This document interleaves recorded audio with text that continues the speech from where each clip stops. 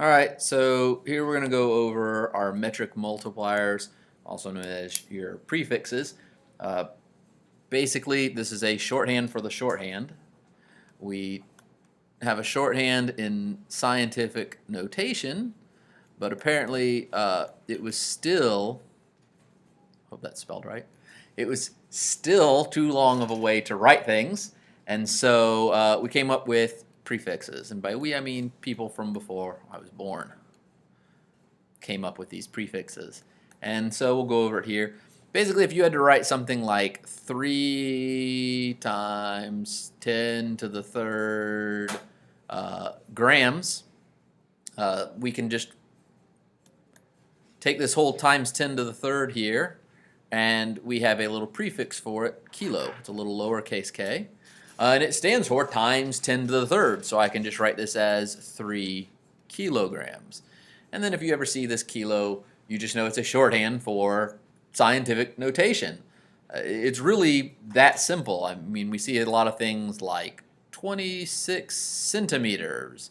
And that centi, that little part there, is just times 10 to the negative 2. So I could write this as 26 times 10 to the negative 2 meters, which isn't exactly scientific notation. If I wanted it exactly, I'd have to move this decimal over and make it 2.6, but we're not worried about that at the moment. But that's just what that stands for. It's a nice little shorthand for the shorthand, and it makes writing things that you have to write a lot, like you're constantly working in kilograms, since that is our SI unit, or you're constantly working on a nanometer scale, which is a billionth of a meter, then you're not going to always want to write times 10 to the negative 9 out. You can just write a little lowercase n.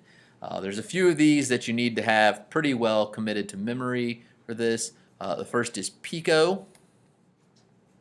The letter for that is just a lowercase p, and that's a 10 to the negative 12th, or times 10 to the negative 12th, but I'm not going to write little times on there. After that, nano. Nano is a big one you probably see a lot. It's a lowercase n, and it is times 10 to the negative 9th. It's 1/1000th of a meter.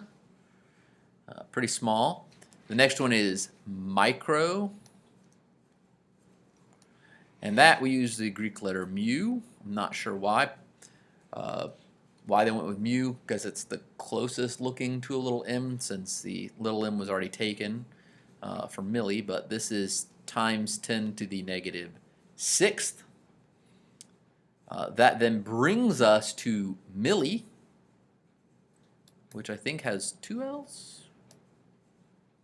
Hope so. Spelling is not my thing. It's our lowercase m, and it's a 10 to the negative 3. Another commonly used one is one I just talked about over here, is centi, and it's 1/100th. We use a c for that. 10 to the negative 2. Then we skip a few and we go on over to kilo, like from the kilogram, and it's a lowercase k, kilogram, kilometer, all those. It's a 10 to the third. It's 1,000. So now it's getting into the bigger ones. Then we have mega. This is a million. It's a capital M. If you want to put little things on your M's to make sure you can tell the difference between the capital and lowercase m, that might be a good idea. I'll do that sometimes. This is a million. It's 10 to the 6th. After that, giga.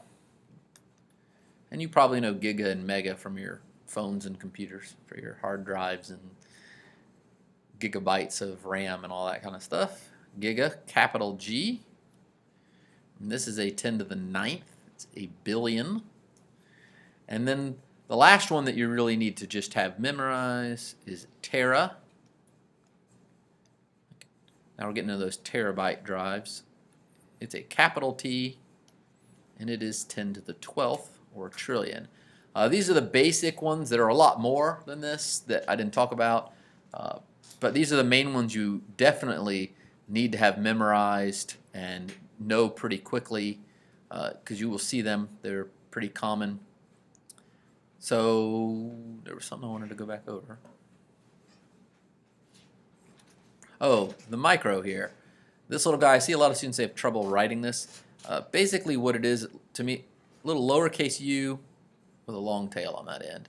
After you get good at it, you know, you'll just kind of write it in one quick little swipe there, but it's not a W, it's not anything like that. It's more like a lowercase u with a long tail added onto that left end.